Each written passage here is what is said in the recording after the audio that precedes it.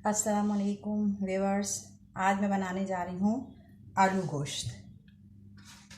आलू गोश्त तो बहुत सी रेसिपी से बना होगा, लेकिन ये हमारा आलू गोश्त जो है वो सोया मेथी वाला होता है। यानी कि हम इसके पकने में सोया मेथी डालते हैं। साग होता है ना, मेथी अलग सोया अलग, तो हम लोग क्या करते हैं, सोया और मेथी को एक साथ काट लेते हैं ट्रे में, उसको साए में सुखा लेते हैं। तो वो हम सुखा के बॉटल बना के रख लेते हैं। तो फिर ये इस तरह की होती है। मैं आपको दिखाती हूँ।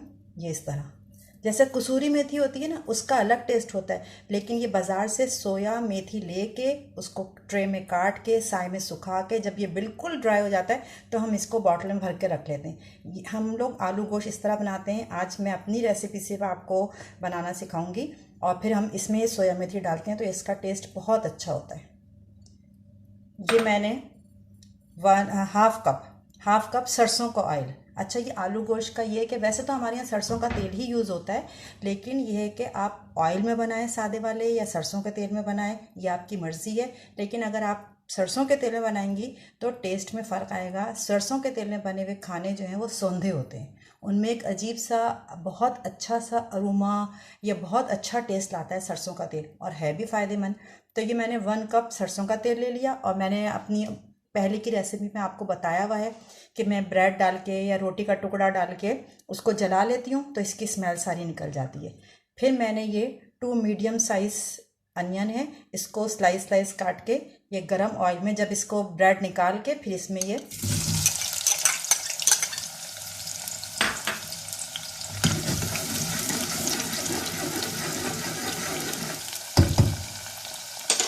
अब ये प्याज ब्राउन हो जाएगी तो फिर मैं बाकी मसाले डालूंगी।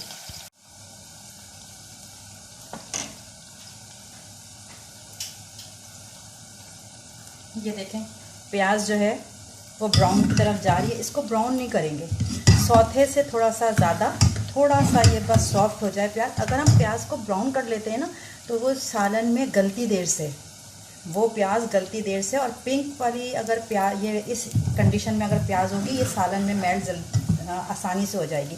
और जब ये सालन तैयार होगा तो इसमें ज़रा सा भी प्याज तैरती हुई नज़र नहीं आएगी, वो मसाले के अंदर बिल्कुल मिक्स हो जाएगी। अब आप देखिएगा इस तरह की प्याज हो गई। अब मैं इसमें डालूँगी ½ kg ये बीफ का गोश्त, हड्डी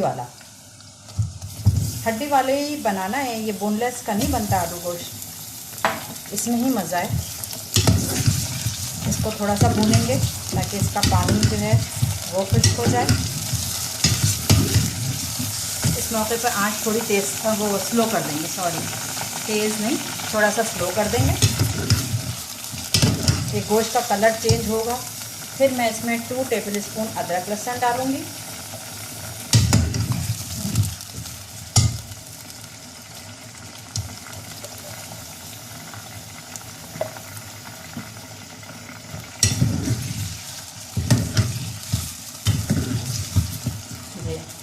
अदरक लहसुन डाला।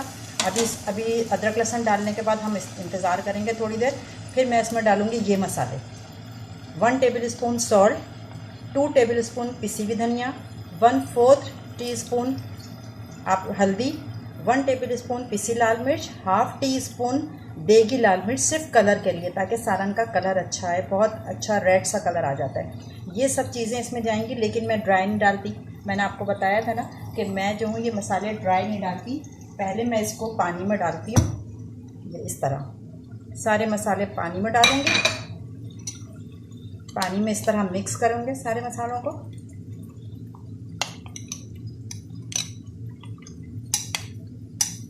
और अब ये जो पानी है ना ये मैं डालूँगी गोश्त में।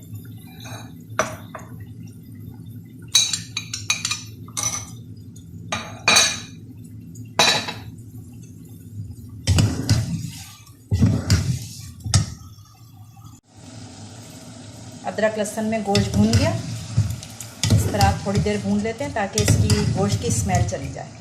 फिर मैंने जो मसाला बनाया था पानी में डाल के वो डालेंगे।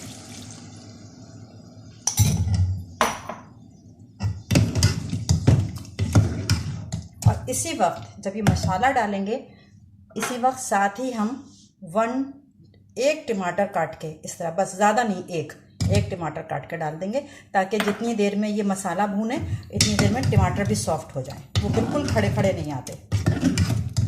अब हम इसको तेज़ आंच पे, तेज़ बस नहीं मीडियम आंच रखेंगे, बल्कि उसमें जो है हम इसको उस वक्त तक भूनते रहेंगे जब तक इसका पानी, ये जो मसाले के साथ पानी डाला था, ये पहले इसको भून लेंगे, बिल्कुल ये तेल छोड़ देगा, तो फिर हम इसके अंदर पानी डाल के कुकर बंद करके इसको गलाएंगे। ठीक है, चलें ये पानी खुश्क होता है, मैं आपको दिखाती हूँ। ये अब गोश्त भून गया है, तेल इसका छूट गया है, इसमें टमाटर वगैरह प्याज सब गल गई है, और कुछ कसर जो रह गई है वो अभी कुकर बंद होगा उसमें गल जाएगी। अब मैं इसमें डालूँगी 2 गिलास पानी, बल्कि 2 गिने 1.5 गिलास पानी डालेंगे, और फिर मैं इसका रबर लगा के कुकर में और इसका ढक्कन बंद कर दूंगी, और जब बज़र बजेगी उसके बाद मैं टाइम नोट करूंगी। ये देखिए, ये ढक्कन लगा दिया, ये इसकी बज़र लगा दिया। अब जब ये गर्म होगा, ये बज़र बजनी शुरू होगी, तो बज़र के बाद हम नोट करेंगे टाइम 15 मिनट्स। 15 मिनट्स में गोश्त आराम से गल जाएगा। जब ये गोश्त गल जाएगा फिर मैं आपको दिखाती हूँ, तो लिहाजा 15 मिनट के बाद मिलते हैं। 15 मिनट्स हो गए और मैंने ठंडा करने के बाद कुकर को खोल लिया है। ठीक है, मैंने गोश्त ये जो है इसको चेक कर लिया है, हाथ अभी तो गर्म हो रहा है, मैंने पानी के नीचे ले जाके इसको इस तरह ठंडा करके चेक किया है, गोश्त हमारा टेंडर हो चुका है। अब हम इसमें डालेंगे 3 मीडियम साइज़ इस शेप में कटे हुए आलू। ये आलू डालें, और ये जो मैंने आपको बताया था सोया मेथी सुखा के, इसमें सोया भी है और मेथी भी है, 2 अलग अलग चीज़ें हैं।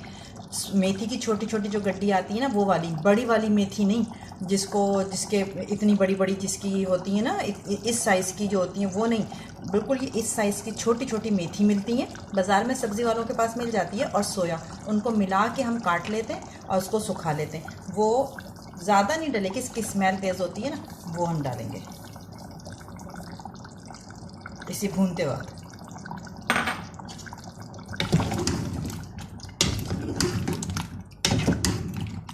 अब हम इसको तेज़ आंच पे ढक कर इसको हम पानी खुश्क करेंगे, मतलब पूरा भूनेंगे कि ऑयल छूट जाए। इसी उसमें जब हम इसका पानी खुश्क कर रहे होंगे, ड्राई कर रहे होंगे, आलू भी गल जाएंगे।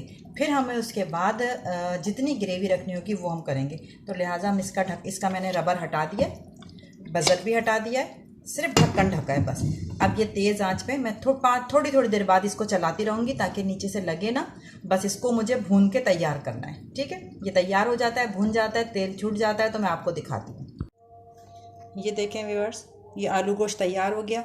अच्छा, इसकी एक ख़ास बात ये है कि इसको हरी धनिया, पुदीना, अदरक किसी से ऊपर की डेकोरेट नहीं करते किसी से, और ये ऐसे ही पेश किया जाता है, ऐसे ही सर्व किया जाता है आलू गोश्त। बस इसमें सोया मेथी डली हुई होती है, इसका खाने में टेस्ट आता है।